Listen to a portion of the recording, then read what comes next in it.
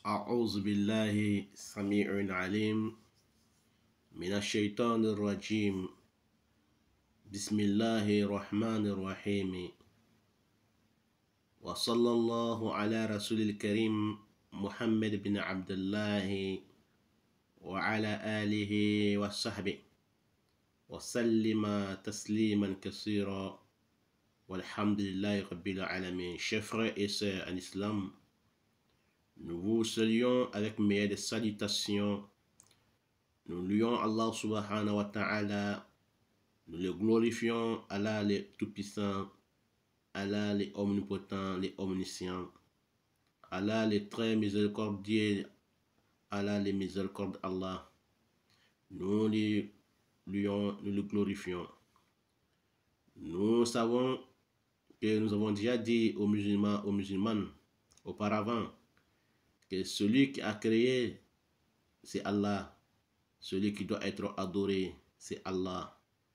Celui qui doit faire la loi, c'est Allah.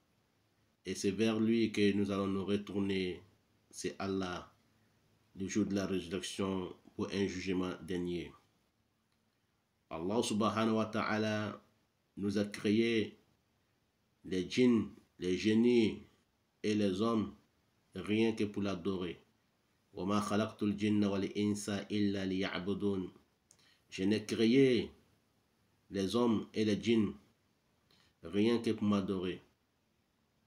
Les hommes et les djinns ne sont pas créés pour ne rien. Nous ne sommes pas là pour ne rien. Nous sommes là que pour adorer Allah subhanahu wa ta'ala. Il dit ma uridu minhum min rizqin wa ma uridu an yut'imun. Inna Allah huwa razzaqu zul quwwatil matin. Allah subhanahu wa ta'ala ne demande pas de lui chercher à manger ou de lui donner à manger ou de lui rendre riche, de lui rendre fortuné. Allah est tout puissant, Allah est omnipotent et Allah est omniscient. Allah, celui qui a la force de tout le monde. Personne n'est fort plus que Allah subhanahu wa ta'ala. Personne est à la force, personne est puissant plus que Allah subhanahu wa ta'ala. C'est Allah qui est le maître, c'est Allah qui est le créateur, c'est Allah qui nous a créés, c'est Allah qui a créé les hommes, les djinns, les animaux, les étoiles, l'univers, le monde, le soleil, la lune, tout ce que nous allons parler, ou bien nous ne parlons pas, c'est Allah qui a créé tout ça. Donc, chers frères et sœurs en islam, c'est un petit rappel avant de vous donner notre interprétation des rêves selon l'islam, notre épisode 27, saison 3. Qu'Allah fasse que ce soit bon pour moi et pour vous.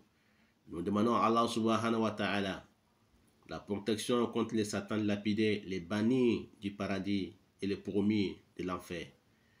Nous demandons à Allah subhanahu wa ta'ala sa bénédiction, salut, paix sur le prophète Mohammed, ainsi que sa famille et ses nobles disciples, Abu Bakr Siddiq, Omar, Ousmane, Ali, et tous les sahaba et les sahabiyat, qu'Allah les agrée tous, ainsi que nous et les autres musulmans et les ulama, qu'Allah nous pardonne tous, qu'Allah nous guide sur les bons chemins, qu'Allah nous donne le paradis et les firdaus. Chers frères et sœurs en islam, voilà, nous sommes en face de vous. Nous allons vous interpréter les rêves des pantalons. Celui qui voit les pantalons dans les rêves qu'il a portés, ou bien il a acheté un pantalon ou bien des pantalons, qu'est-ce que ça signifie dans les rêves? Qu'Allah fasse que ça soit bon pour moi et pour vous. Amin, amin. Voilà, chers frères et sœurs en islam, notre saison 3, épisode 27.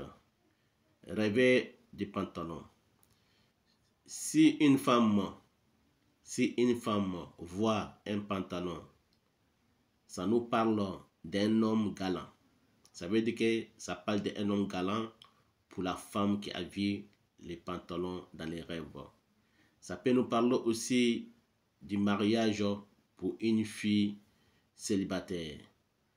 Quand une jeune fille célibataire qui voit non mariée, qui est célibataire, non mariée, qui voit les pantalons dans les rêves qu'elle a acheté ou qu'elle a porté, ça nous parle des mariages de cette femme célibataire.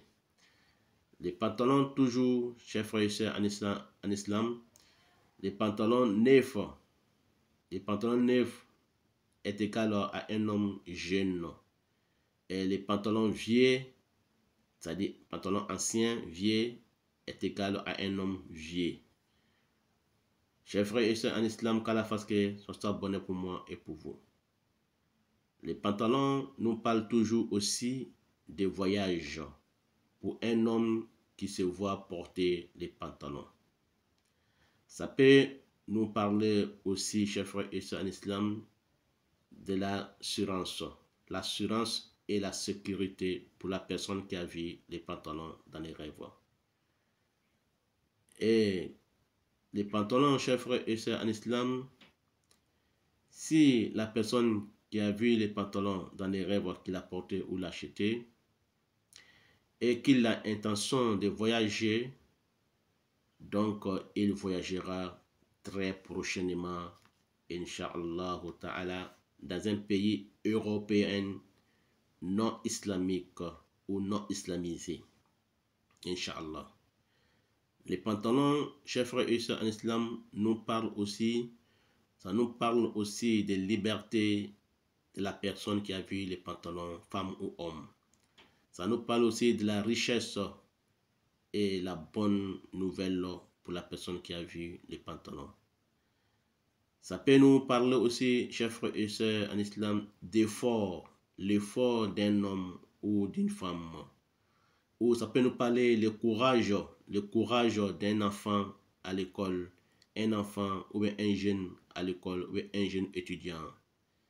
Ça peut nous parler aussi, chers frères et sœurs en islam, de la maman et les papas. Le côté droit nous parle du papa et le côté gauche nous parle du maman.